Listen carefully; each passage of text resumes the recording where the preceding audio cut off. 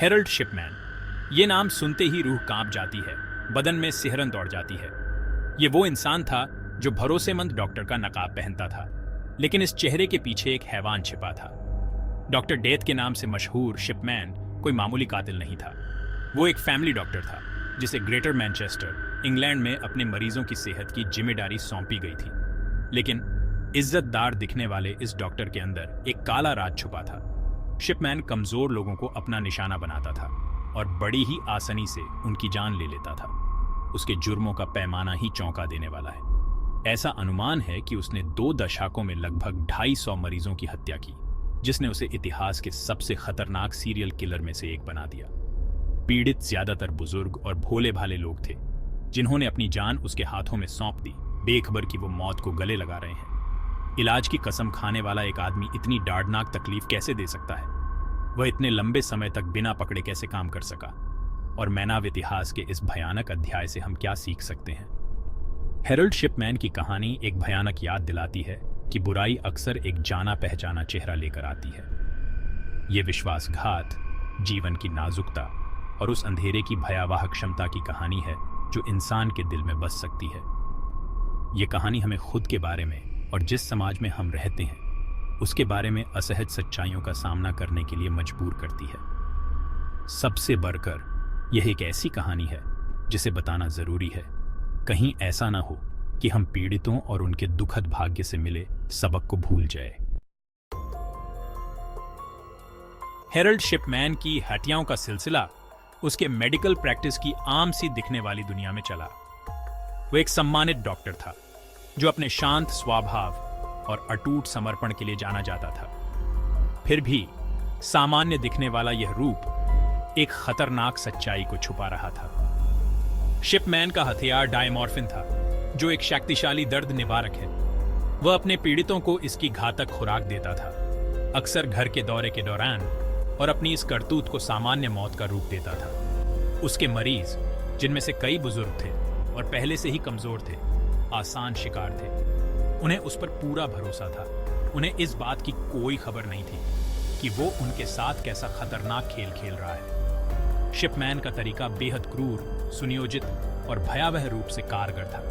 वह अपने पीड़ितों से मिलने जाता था, अक्सर बिना किसी पूर्व नियुक्ति या चिकित्सीय कारण के, और उन्हें घातक खुराक इंजेक्ट कर देता था। मौत जल्दी ही आ जाती, पीछे छूट जाता दुख का पहाड़ और कई अनुत्तरित प्रश्न। पीड़ितों के परिवार, जो अक्सर अपनों के अचानक चले जाने के गम से जूझ रहे होते थे, उन्हें शायद ही कभी किसी गड़बड़ का शक होता था। वे मौतों का कारण बुढ़ापा या अन्य बीमारियों को मानते थे। आखिरकार डॉ शिपमैन एक सम्मानित चिकित्सक थे। उन पर इस तरह के जघन्य कृत्यों का संदेह कौन करेगा? उसके मरीज अक्सर शांति की मुद्रा में मृत पाए जाते थे। ऐसा लगता था जैसे उनकी नींद में ही मौत हो गई हो। इससे किसी भी तरह के शक को और बल नहीं मिला और शिपमैन बेरोक-टोक अपनी हत्याओं का सिलसिला जारी रखता रहा। जैसे जैसे लाशों का ढेर बढ़ता गया, शक की सुगबुगाहट शुरू हो गई।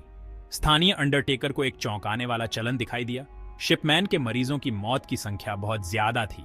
मौत का कारण लगभग हमेशा एक ही होता था, दिल का दौरा। डेबोरा बामफोर्ड, एक स्थानीय अंडरटेकर, ने पाया कि शिपमैन के प्रैक्टिस से उसे मिलने वाले दाह संस्कार प्रमाण पत्रों की संख्या असामान्य रूप से अधिक थी। उसने अपनी चिंता व्यक्त की, लेकिन उसकी चेतावनी को अनसुना कर दिया गया। आसपास के प्रैक्टिस के डॉक्टरों ने भी शिपमैन द्वारा जारी किए गए मृत्यु प्रमाण पत्रों में अनियमितताओं पर ध्यान दिया।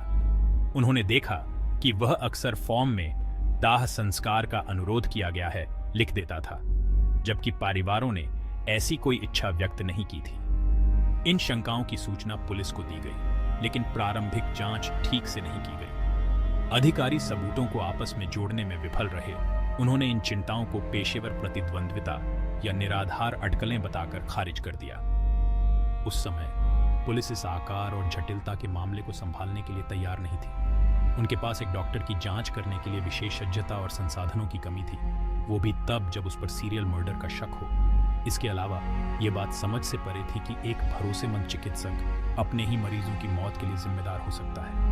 पुलिस बल के भीतर इस संदेह ने जांच में और बाधा डाली, जिससे शिपमैन कई महत्वपूर्ण वर्षों तक कानून से बचता रहा। इस मामले में उस समय नया मोड़ आया जब कैथलीन ग्रंडी, एक अमीर विधवा, की मृत्यु हो गई। शिपमैन ने उसकी संपत्ति हड़पने के लिए उसकी वसीयत ही फर्जी बना दी थी। हालांकि उसका लालच ही उसकी बर्बादी का कारण बना। ग्रंडी की बेटी को अपनी मां की मौत और बदली हुई वसीयत को लेकर शक हुआ तो उसने अधिकारियों को सतर्क कर दिया। इस बार पुलिस ने ध्यान दिया, पूरी जांच शुरू की गई और भयावह सच्चाई सामने आने लगी। शिपमैन के कई पूर्वी मरीजों के शवों को कब्र से निकालकर जांच करने पर उनके शरीर में डायमॉर्फिन की घातक खुराक का पता चला। सबूत अकाट्य थे। 1998 में शिपमैन को गिरफ्तार कर लिया गया, जिससे हाइड और उसके आसपास के इलाकों में हड़कंप मच गया। लोगों को अपने भरोसेमंद डॉक्टर की छवि को एक क्रूर हत्यारे के रूप में स्वीकार करने में बहुत मुश्किल हो रही थी। इसके बाद का मुकदमा ब्रिटिश इतिहास के सबसे सनसनीखेज मुकदमों में से एक था। अभियोजन पक्ष ने सबूतों का पहाड़ पेश किया, जिसमें मेडिकल रिकॉर्ड, गवाहों के बयान और जाली वसीयत शामिल थी। शिपमैन ने पूरे मुकदमे के दौरान खुद को निर्दोष बताया, यह दावा करते हुए कि उसके सभी मरीज प्राकृतिक कारणों से मरे थे। हालांकि सबूतों के बोझ तले उसका ध्यान से बनाया गया झूठा रूप टूट गया।